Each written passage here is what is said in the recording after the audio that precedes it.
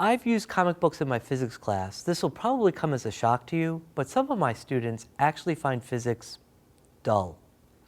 I know, I felt the same way. And they always are concerned that it's going to have no applications, no relevance. The common question, when am I going to use this in my real life? Whenever I use superheroes to illustrate physics principles, students never wonder when they're going to use this in their real life. Apparently, they all have plans after graduation that involve spandex and patrolling the city. Anyway, if you can analyze a comic book, a TV show, a movie, and extract real, correct science out of it, if a comic book can apply real physics principles, then maybe physics is good in the real world. Well, I read comic books as a kid growing up. I gave up the hobby when I went into high school and discovered girls, a discovery I'm not given enough credit for in the scientific literature, but that's for another time. And then in graduate school, I fell back into collecting and reading comic books, initially as a way of just relieving stress working on my dissertation.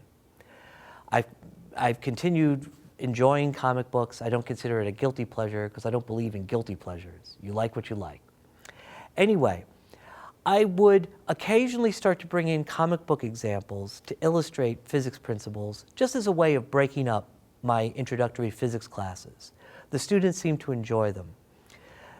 A few years ago, when the university started a program of freshman seminars, I decided to try to see whether I could create an entire physics class where all the examples came from superhero comic books, and as much as possible, those cases where the superheroes get their physics right.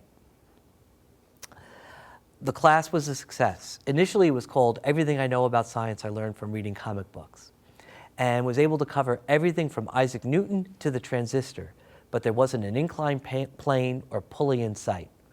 All the examples came from superhero comic books, and as much as possible, those cases where the heroes got their science right.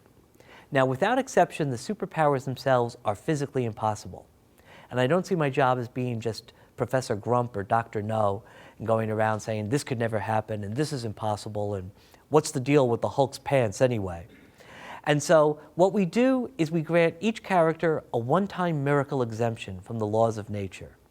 So if you were super strong, or could stretch like a rubber band, or could run at super speed like the Flash or Dash from the movie The Incredibles, could you run across the ocean or up the side of a building? Could you catch bullets in midair or drag people behind you in your wake? All things that the Flash routinely does, all things that are correct from a physics point of view, provided you make that one suspension of disbelief.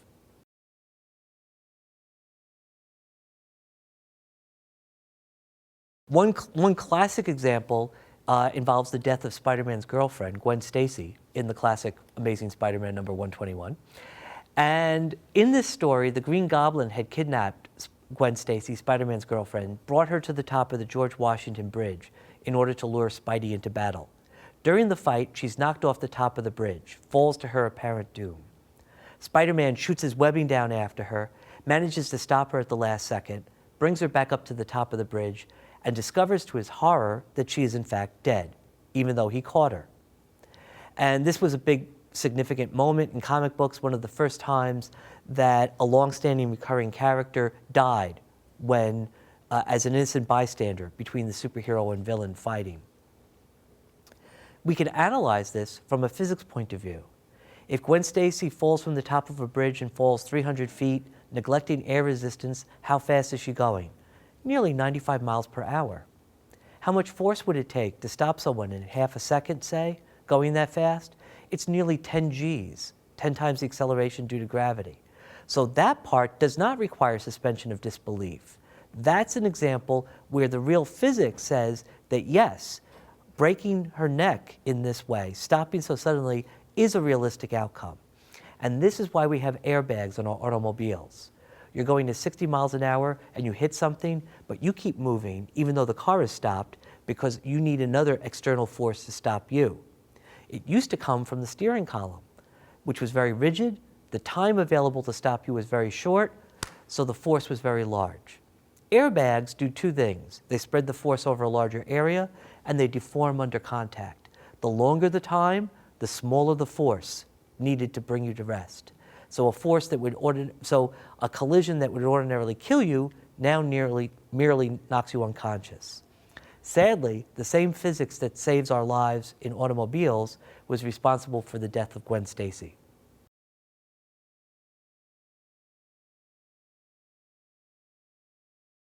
So the attention that my freshman seminar received led to my eventually writing a popular science book. This is not a textbook, but it covers everything in physics from Isaac Newton to the transistor, but there's not an inclined plane or pulley in sight. All the examples come from superhero comic books, as much as possible, those cases where the superheroes get their science right. So you can go to college for 4 years, or you could just buy the book, and then as an added bonus, you also get an MS degree, Master of Superheroes.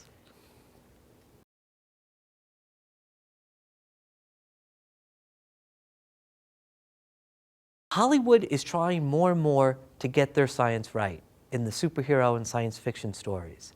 They're doing this because they're trying to create a believable artificial reality. The more that they can ground the mundane aspects in real science, the more likely it is the audience will follow the story and not worry about the fact that they're asked to believe that a man has spider powers, for example. The Watchmen film crew had asked the National Academy of Sciences if they knew of anyone who could do a little science consulting for them. The National Academy knew of me through the physics of superheroes, and so I got the call, would I be interested in working on this film? Have you ever heard of it? It's called Watchmen. Well, I've been reading comic books for quite a while, and so yes, I had heard of Watchmen. I was very excited and very happy to say yes. Everyone on the crew was very helpful, was very interested in things that I had to say. I don't know how much or how little will show up in the finished product, but as Alex McDowell, the production designer of Watchmen, described it, they want to know what's around the corner of a long hallway, even if the audience doesn't go down that corridor.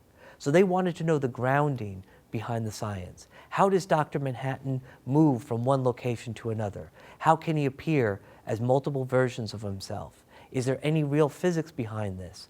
They say he has quantum mechanical powers. What does that mean? And so by giving them this background, they were able to use this, maybe not directly in the film, but at the layer beneath to help provide a solid grounding for what they're doing, so that you don't stop and complain about the science that you're seeing on the screen, that you're just caught up in enjoying the movie.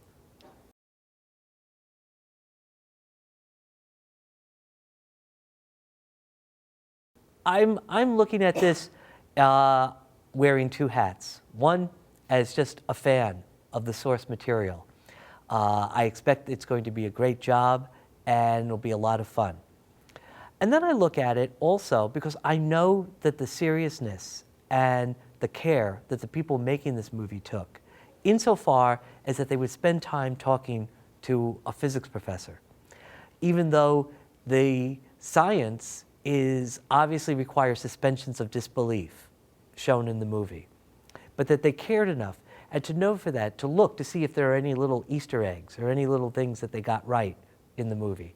I certainly don't go to superhero movies with a pad of paper and a calculator and say, ooh, my physics senses are tingling, if they get something wrong.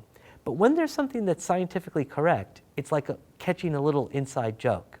So I look forward to it for that way as well.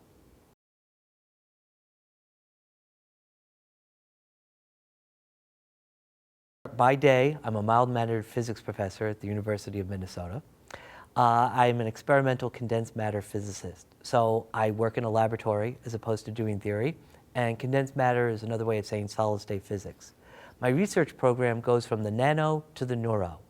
We are putting silicon nanocrystals into disordered semiconductors, trying to develop next-generation solar cell materials. And techniques we developed to study electronic noise in these devices, we are now applying to voltage fluctuations recorded in the brain. And we're using these techniques to find signals in the voltage fluctuations, trying to understand what goes on in the brain. So a basic grounding in science can take you from everywhere from alternative energy to understanding the human brain.